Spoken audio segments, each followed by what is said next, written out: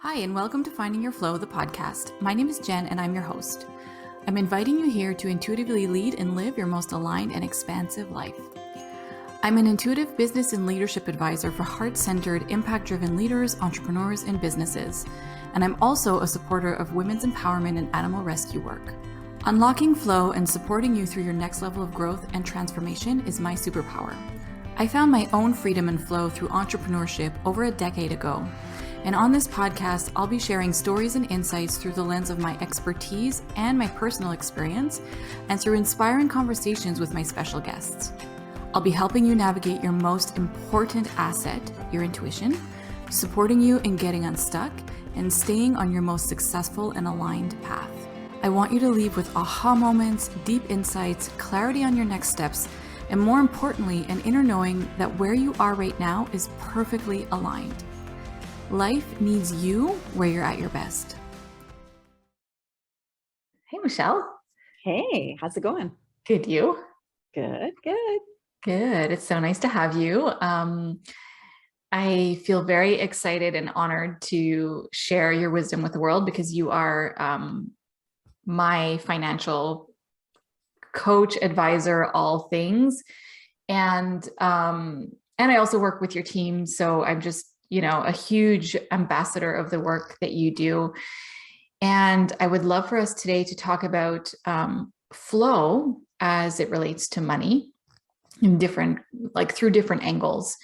Because I think that, especially for entrepreneurs, this is a really sticky topic. And I just feel like so many people struggle with finding and maintaining flow with finances. So before we dive into that, I would love for you to tell us a little bit about your business. So you have Alchemy Accounting and Bookkeeping. And there's just all kinds of amazing training and coaching and stuff happening in the business that you offer as well. But can you tell us a bit like how Alchemy came into existence? What was the inspiration and where you are now with the business? Yeah, definitely. We're in our 11th year. And what I really saw, like my background is in strategic growth for large corporations.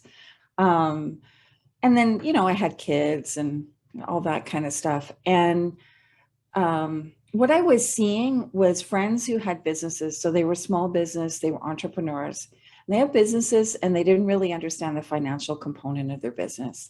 Like they had this thing they loved to do, and they couldn't figure out why they didn't have a lot of money from it. And they listened to all these people who say, do what you love and you'll make $1 gazillion. And that wasn't their experience. And I started questioning, well, why is that, right? Because I believe when you do what you love, money will flow to you, right? And so I started questioning, like, what's this all about? Like, why isn't this happening for them? And so I dug into their numbers for them. Like this was just kind of doing this for a friend kind of thing. And made some changes, did some things with them, like tweaks, and looked at profitability and stuff like that. Price points were really low. And a key awareness for me was understanding that most people who do things because they love them undervalue their services or product. They love it, but they have an inherent kind of devaluing of themselves. And so that it's expressed out into the world through their business. And so their price points were off. And they had really strong beliefs about money and value and doing business and being successful. And so then, one success led to another success, which led to a lot of referrals. And all of a sudden I had a business. And a key component that I saw was that people didn't have accurate, detailed financial records. Yes. So they might have been trying to do the bookkeeping themselves. They might have been trying to piece it together. I know just from my own education and career experience that the output is only as good as the input. So if the data that you're inputting is crap data, you're going to get crap data on the output, and you're not going to get the accurate information. And so I was like, you got to back this up a little bit. And it all starts with accurate, detailed financial records. So really, one of the things they needed was a good bookkeeper. Mm. And so that's what happened. Like I started, doing their bookkeeping, doing some accounting, and then had too many. And, that's not my zone of genius. I can do it. It's probably my zone of excellence, but not my zone of genius. And so I live by Richard Branson's school of thought, which is Yay! always hire people smarter than you. Yes. And so I was like, I'm going to find some really good bookkeepers. I'm going to find some really good accountants and people who are smarter than me. And so that's what I did. I built a team that supports people. And then I can support them in like the strategic planning, the forecasting, the analysis piece. And then that expanded out into, business coaching, mindset coaching, that kind of thing. Yeah. I had forgotten about that piece of wisdom for Richard Branson. And I talk about him all the time because he's like literally, he's been my business mentor. And I always loved what he said about, and I feel like this is what you do in your business. He always said like, he focuses on, taking care of his team. And then he knows his team is going to take care of his clients. Right. So I love Richard Branson so much. And, just from personal experience, because I'm a client of Alchemy as well.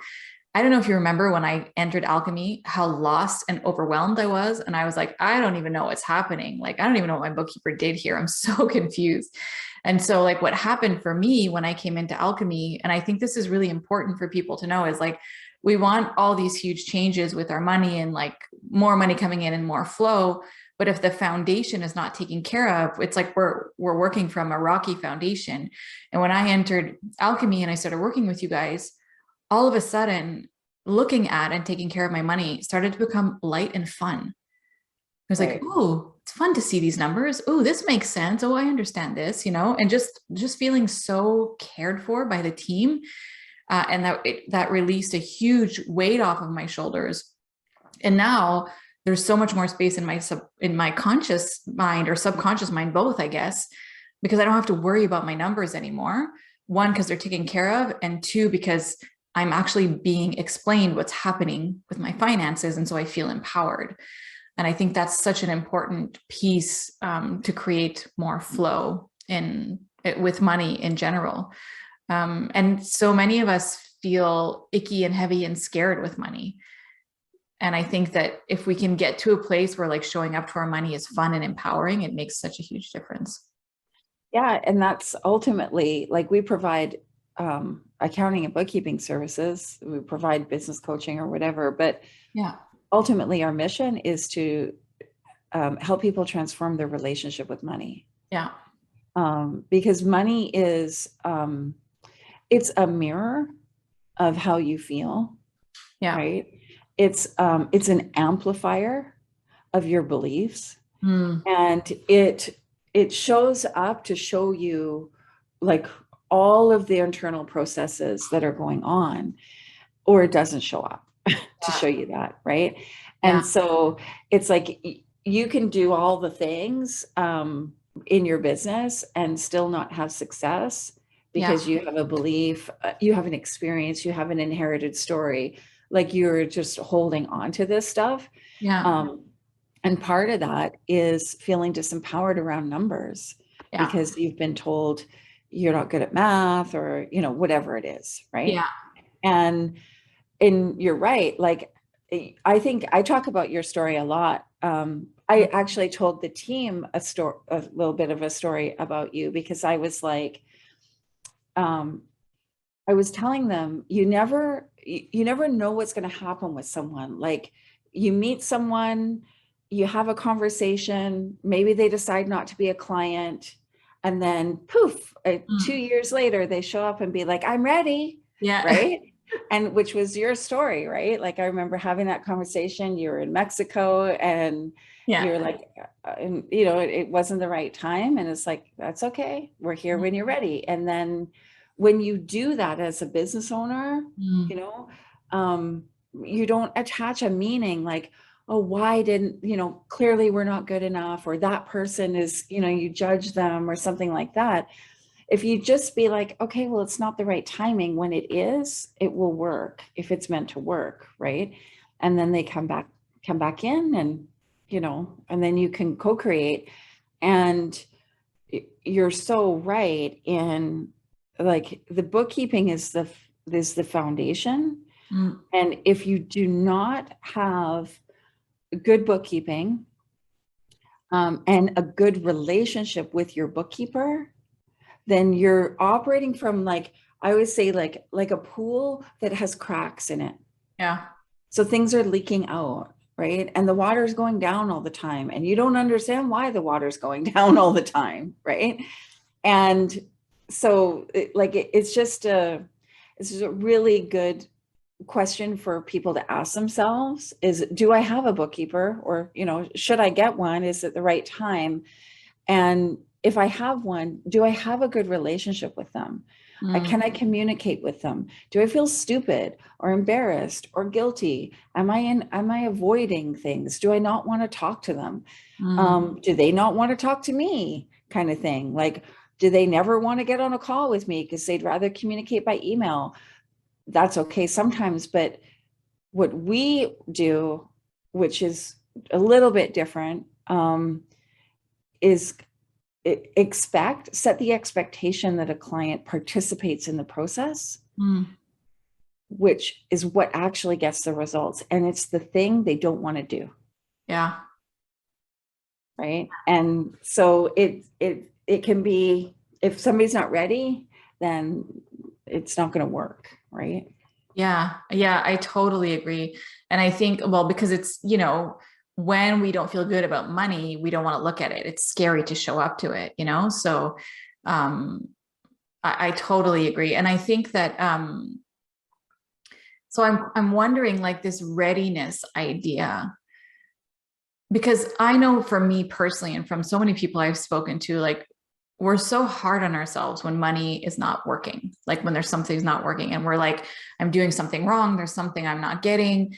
And I love the idea of just, and tell me if I'm wrong here, but is it possible that, like, money will also flow when we are ready to see things, when we are ready to grow, when we're ready to heal, all of that stuff. And in the meantime, to really just honor the process as we move towards that. And I love what you said the other day in one of our coaching calls, the group coaching calls we had per month with you.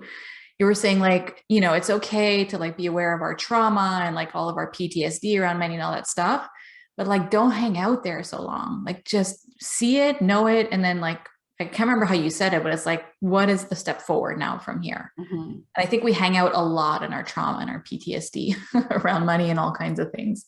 For sure. Because it's our comfort zone. Yeah. Right. Like, we've been living in that place, and our body knows that place. It knows that energetic expression. Right.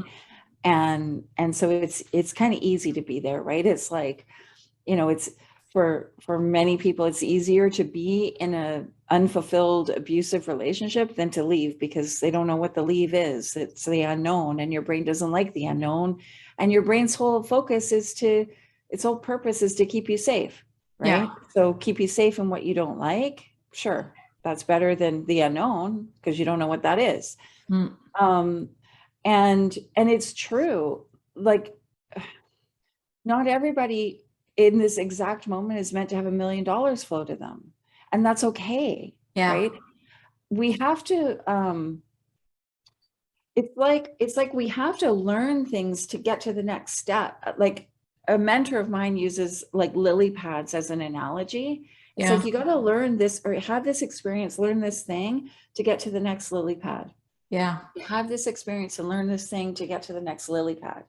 And some of it might be a thing you need to learn, like you need to, I don't know, learn how to build a funnel, or it might be an experience you need to have, or an awareness you need to have about your own relationship with money, your own experience, your own maybe trauma or PTSD.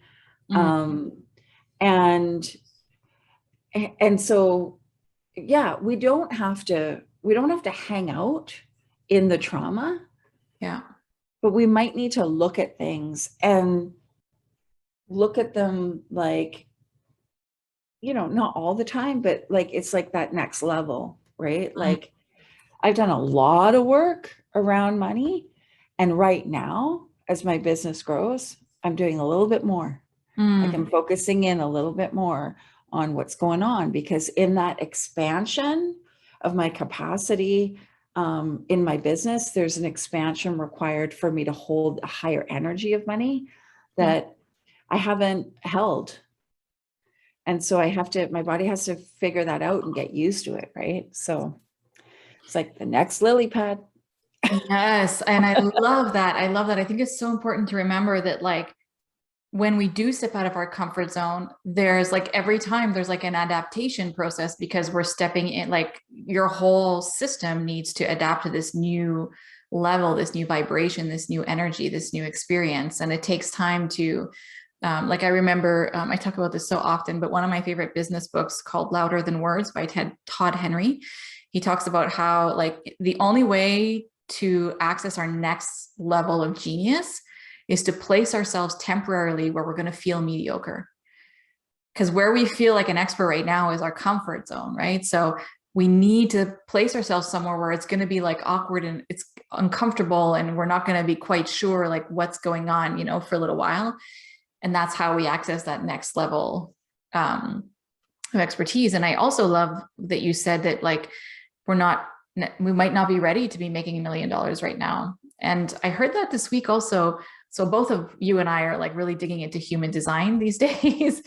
And the founder, Karen, of Quantum Human Design, said something around those lines this week of like, if money is stuck right now, or it's not flowing, or you're not making as much as you want, like there's a purpose to it. Like there's learning there for you. There's growth there for you. And I think that just helps to like not be such assholes with ourselves about like not being good enough or whatever. Yeah, because we call that failure, right? Mhm. Like that's what we say, oh, well, I don't have the money I want or need, or, my business isn't bringing in it's not having the 100K weeks or whatever it is, right? And we call that failure. And what I've come to understand is failure is just an outcome different than what you expected. Mm, So that's all it is. And who am I to say what should happen? Because I'm co-creating with source, right? right. So it's not just me.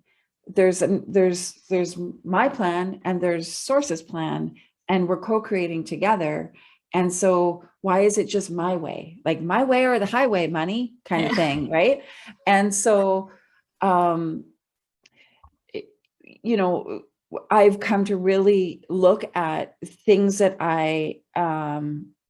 that aren't rolling out or working out the way I thought they should, or I expected them to, and then ask, is there something here for me to learn? Mm, Is this a redirection to something else? Is this like a reflection, something I need to see? Because money is often a mirror and a reflection to something. mm. Um, or is it a combination of all three of those things, which is usually quite dramatic, but that's how I tend to look at it. It's not failure. It's like, there's something here for you, and you just have to pause, Yeah. right? And take a Mm. look at it. Which we don't do. We don't want to pause. We don't want to stop. No, We don't because want to feel. pausing is uncomfortable, Yeah. Yeah. right? Because then we'd have to look at our shit. Exactly. And we think that it's all up to us. Like what you were just saying about creating with source, we think that we're the sole, you know, person who's responsible of all of this. And it's so is not. And that surrender process is actually where most of the change and growth happens, from what I've seen also just in my work. Yeah, like I have a group running right now, and they are they're really excited, right? Mhm. Um and there's a lot of talk in there around like, I have to do this, I have to do that, all this stuff, right? Sure, we have to take action. I Yeah. said, but also lean back and relax on, like, this is a very sacred container, and there is work being done in here that you don't actually have to do anything. Right. And you have to be able to trust that. Not everybody can, right? I get that. I never could before. I was like, no, it's up to me to do, because that was my story. Right. So when you're willing to look at your story and change it, then things change. Yeah, absolutely. And I have to say, like, I'm just circling back to what we were talking about before about like when you're ready to get the support with your finances and business. I wish so much that I would have had this kind of support from the beginning, because I find that when you start taking care of this, when things are simple, then you just build on that after. And it's so like, you don't have to then show up with like such a big mess to take care of. And you're getting the clarity as you go, instead of like a lot of people that I work with that I coach are like, oh, I'm just starting my business. Should I get a bookkeeper now? Yeah. Like that's my personal thought, because again, it's building a foundation from the start that you can grow from, so. And if you don't get it now, you're going to pay for it later. Exactly. And then it's just what it is. You come in, like when I came in with like a mess of 3 years to deal with. And like, there was just, and it was overwhelming. It's fine. Thank God I had you guys, but it's just, it creates a sense of ease and peace from the beginning. So I think that's important. Okay. I want to talk about, like, this is literally my favorite thing that you've been talking about lately, resonance. So I would love for us to talk about resonance. And so I'd love to hear your thoughts on resonance. And I'd love to hear from you. What do you feel is the thing that keeps people stuck with money the most? Like, what is the recurring thing that you just see over and over again that is keeping people stagnant? And then what have you seen that creates beautiful flow for entrepreneurs? Yeah. So the thing that keeps people stuck is shame. I just got chills when you said that. Yeah. Every time. It all comes down to shame. Embarrassment, guilt, shame, judgment on yourselves. Money stories usually boil down to shame. Whether the story is not enough or even too, like, more than enough, there's still shame. If there's like a block, kind of like a, something going on. Shame leads to financial chaos. Yeah. Every time. Right.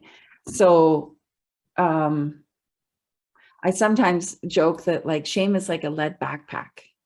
Like, you can't rise when you're wearing a lead backpack.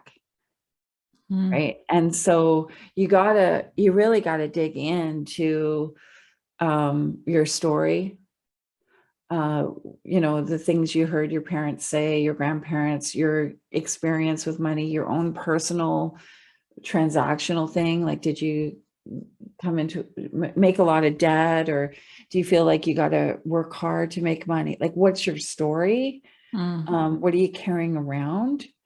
And a fun, well, it's not really fun. I shouldn't say fun, but interesting exercise to do about this is to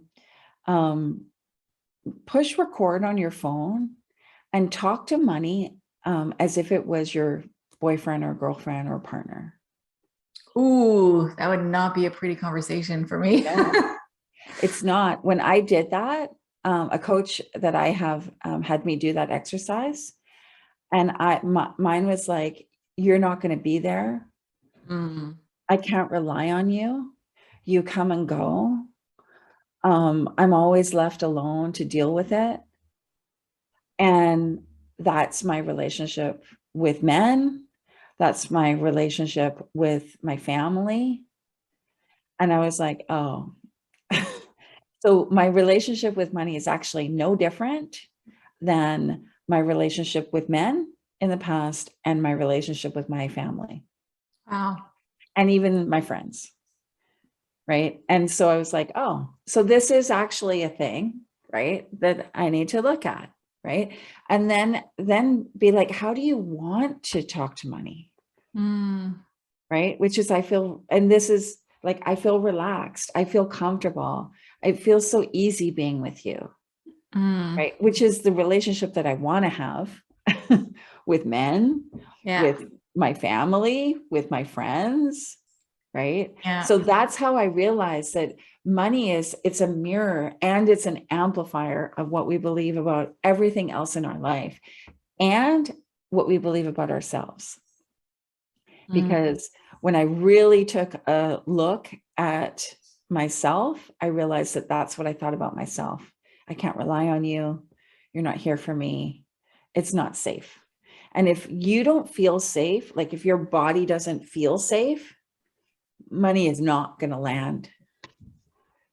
yeah, this is crazy. Like you're just, I'm listening to you. I'm going to do this exercise because immediately what I hear from me is like, you're so stubborn. Why do you make me work so hard? Why is it so difficult? I'm so frustrated. Like that's, and if I look at that, that's actually how I often feel about a lot of different things in my life as well. This is a really powerful exercise. So thank you for sharing that. I hope everyone's going to do it because I think, yeah, it's so It's insightful. so interesting. Like I was blown away by that, right? And that is something that will unlock the flow, Yeah. right? Like just seeing that and making a different decision, like being really conscious about how you want to feel, how you desire to feel. If we I made a firm commitment this year to only do things and only be with people that I desire to do or be with, Mm, from like a deep desire, not from a should have or could have or, have to, yeah. from a desire. And if I don't desire it, one, I might need to look at my thinking, like, why don't I desire it? Make sure there's not anything weird there. Yeah. But if I don't, then I'm not going to do it. And I don't have to feel guilt or shame about Yeah. it. Yeah. Yeah. I think that's something that we can all do more of. Absolutely. Sorry, my dog is having a little moment on her bed. Doggies are part of podcasts here. Right? She's digging her pretend hole in the earth to her Oh bed. my God. That's awesome. Okay, so that's amazing. So what have you seen that just unlocks people's flow, that really gets people to skyrocket? um, Probably the money date ritual. So if anybody wants to do this, they can find this as a free download on my website. It's like a workbook. What I realized, and this is interesting, right? Because it kind of goes into the whole aspect of like how you talk to money, like as your lover kind of thing. But I realized that when I was interacting with my money, I was either checking my bank or paying my bills or whatever. Uh, I was super grateful for money coming in, and then I was resentful for paying bills, or I was resentful for this time where I had to go and do these things with my money. And so I started um, doing a money date, so a weekly money date. So one, I don't show up to that, feeling like crap, right? So I kind of like show up to it like I would a date with Jason Momoa, let's say, right? So I'm not going to show up to that date like looking like shit and feeling like shit, right? So I'm going to show up, I'm like set the stage. So I like candles. So I always have a candle, maybe incense. I'll have, my favorite drink, whatever that is. That could be your green juice or your coffee or whatever it is for you. Maybe there's music playing in a place that I feel like inspired by, and just start looking at your money, Mm, right? And blessing it, right? Saying, like, opening up your bank account and writing down, like, oh, this is how much money I have in the bank, right? This is how much is in my savings. I'm so grateful. I bless this money. I bless this sacred space. And then looking at how much money is owed to you, So if you have a business, do clients owe you money? And looking at the transactions, right? Like becoming more empowered and comfortable around this part. Other people might owe you money. So writing that down, my brother owes me $200 or whatever it is, right?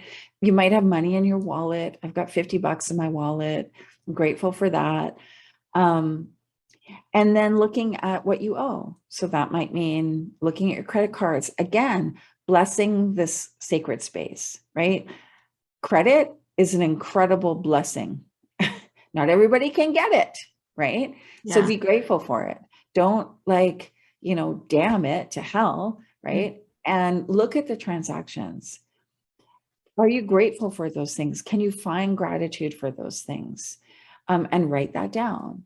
Who else do you owe money to? Do you owe money to your brother? Do you owe, somebody that you haven't paid the bill? Pay the bill now if it's that time when you should do that. And then think about and journal how you're feeling. Journal how you want to feel. Like notice that gap, right? When you first start doing this, it feels uncomfortable, and that's okay. Don't judge yourself. Just be like, this feels really uncomfortable, or, I don't like doing this. That's okay. Make a commitment that you're going to continue to show up, right? Just like you would for a best friend, just like you would for, a partner. Show up and cultivate and nurture that relationship through gratitude. You might have some forgiveness in there. You might uncover a story, right? You might find, I had $100,000 in the bank last week, and now I have $2,000. Like, obviously I made some kind of drastic error here or something, right? And it's like, I don't know, did you? Maybe not, right? But be in it, be in that energy, and consciously decide what you do want. Yeah. And if you do that every week, you will shift your relationship, and very naturally you become more empowered, and you'll get more detailed in your financial records. Yeah. Because you're looking at it. I know, it's so like, I was stuck in this for so many years until I discovered Profit First. Just the blinders on. It was easier to just be like, I hope everything works out. I'm not looking here. And when I started to just look at my money on a regular basis, things changed drastically. And then it becomes less scary. It's like the monster under the bed. There is no damn monster. If you just look, there's no monster. It's really not that bad, And everything, well, this is like Marie Forleo's quote, but like everything is figure outable. Like there's always a solution. And, so I love that. And I really love what you say often about the importance of feeling good about the money going out. Like I feel like you talk even more about how you feeling good about money going out than coming in. Can you talk a bit more about that? Yeah, it's really, really easy for us to be grateful for money coming into our bank account. And then so often we feel resentful about the money going out, or there's a feeling of lack there, right? Like, I need to kind of keep on hold of this, which is hoarding energy, and hoarding energy is lack. Yeah. Right. So really, like, when you think about money as energy and as impact, money is as energy, it's circulating all the time. So it's not really ours to like hoard and hang on to. And people say, like, can't take it with you. You can't, right? So like, it's supposed to circulate like energy. It doesn't go away, right? Whether money is the dollars and like the bills and the coins we have right now, or it's cryptocurrency for the future, whatever it is, it's energy, and it's circulating all the time. So be part of that circulation and gratitude. So if you find yourself with like for me, this was my phone bill. I would get like these $500 phone bills every month. And, it's like my kids are on the phone bill, and I was just like, oh, this phone bill drives me crazy, right? Every month it seems to go up. And then if I travel, they add in all this stuff. Yeah. And so I found myself being quite resentful for the phone bill. Yeah. And then I was like, well, if I received $500, I would actually be really grateful for that and I'd be blessing it. So why aren't, if I believe in this circulation thing, why aren't I not grateful for the circulation of this money? Right. Yeah. So getting grateful for like, okay, I got this phone, but what does your phone provide? It's Mm. amazing technology that keeps me in communication with friends, family, all these things, right? I can work from anywhere through my phone. Like it provides me so much, right? And so when we can express gratitude and bless that money as we release it, we shift the energy of it, Yeah. which shifts the energy in all of it, right? Yeah. And it really like through that it expands, Mm. right? Because we're not in lack, we're not holding on for dear life, right? We're releasing it into circulation. And even when we have a business, like my business is, you know, it's very successful, and it'll be more successful, and we've created like a micro economy around the business. When we Mm. think about the money coming in, it circulates. It doesn't sit in my personal bank account. Some of it does, but it circulates to all of these people who get to circulate that money out in the world, which is different than money coming in, money going out. Yeah. Right. And so we can be grateful. I'm so incredibly grateful for the clients that work with us that provide the inflow of money, so that we can provide a great job for somebody, that we can provide, you know, income to amazing contractors and consultants that support the work that we're doing in the world. And everybody benefits in that situation, right? Yeah. Yeah. I noticed for me also one thing that really helped, and I do this every quarter now, I go through my budget and I look at not even like the ROI on things. I look at, do I value this? Uh-huh. Is this important to me? Like if I, or like, am I happy with the service I'm getting from this company? For example, like, you know, let's say my cell phone company is offering me like awful customer service and I just don't feel supported or cared for. Well, then I'll change cell phone companies, for example, you know, or like whatever it is. So I do that regularly to make sure that like everything I'm paying. And then if I know if I value it, I should not be feeling resentful about paying it.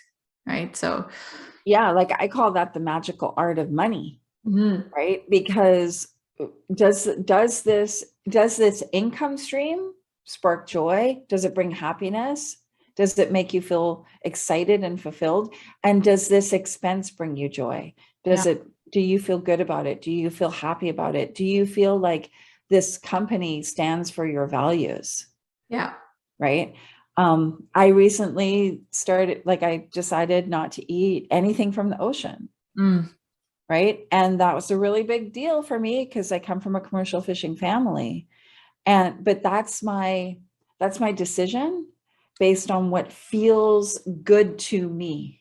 Yeah. Right. So, you know, if I don't know, like a company that I'm buying something else from is connected somehow to, I don't know, tuna fishermen or something, then I'm not going to do business with them anymore. Right. Right. And I'm not going to judge it. They can do what they want. But for me, it's not in my resonance. Yeah, I was just going to say all of this, and I just got chills as you said that. All of this comes back to resonance, right? And so, and I think we forget that piece when we talk about money, because if things are not in resonance, that there's an immediate block and flow. And so it's really important to take the time to slow down. And this is the thing that I have noticed. You cannot see or feel what is not in resonance if you don't slow down, if you don't take time, like that pause, that stop, like you were saying, you know. And I think that money date once a week is that pause. And if you do that every week, you get to actually not just see your numbers, but you get to like feel like, how does this feel? How, like you go below the surface of money. And I think that that's when you access just really great stuff. Yeah. Yeah, it's very powerful. Mhm. And okay, before we tie things up, I'm just curious, do you have anything from your personal journey or personal stories that you would like to share that would be relevant or even just hopeful for people? Like I remember the other day reading about that story about going to the grocery store and like with the card and all that stuff. Because sometimes we forget that like we're all just human on a very similar journey. What has been your relationship with money? Yeah. So, my mom passed away when I was 9. And so my brothers are 14 and 16 years older than me. And so, and they were commercial fishermen. My dad was as well. And so I had a lot of responsibility at a young age. Mm. So my mom was sick for quite a while. And so even before she passed away, I had responsibility for things that, most kids don't have responsibility for. Um, and what I realized is uh, that was like the start of me feeling like I needed to be in control around money. Mm. And if I felt uh, out of control, then I would I would be um, doing things to like self-sabotage, right? And so as I started like through my journey, I use money to control people. I use money to hurt people. I Mm. realized that I had a lot of power with money, almost like magical power, right? Like I could kind of throw my money spell at somebody and they would be really hurt, Mm. or I could control them through that. I could create relationships and end relationships through money, through Mm. financial transactions. And so I was I was really good at that, right? Like I stole money from my dad's girlfriend, which caused a huge commotion, Mm. which got me a lot of attention because I wanted his attention, Right. right? I got my boyfriend into a huge amount of debt, which caused a huge commotion, and I got a lot of attention, right? Because I didn't feel like he was paying attention to me, right? Mm. I manually created a feast and famine cycle, which is the cycle that my family lived in, being commercial fishermen. Yeah. So I manually manipulated that through debt and savings and this weird thing that I created. Like I would get into a huge amount of debt, pay it off and be fine. Huge amount of debt, pay it off and be fine. And I would do that over and over and over again because that's what I had grown up with and where I was comfortable, Yeah. right? And so um, it was, when I was in my marriage and building my business and found myself in a huge, like $80,000 worth of debt again, and my marriage was falling apart, I realized like, you got to look at this. Like, you got to look at how you are using money to control people, to control yourself, to hurt people, um, and realize that actually you're really good at this, but is that a good thing? Right.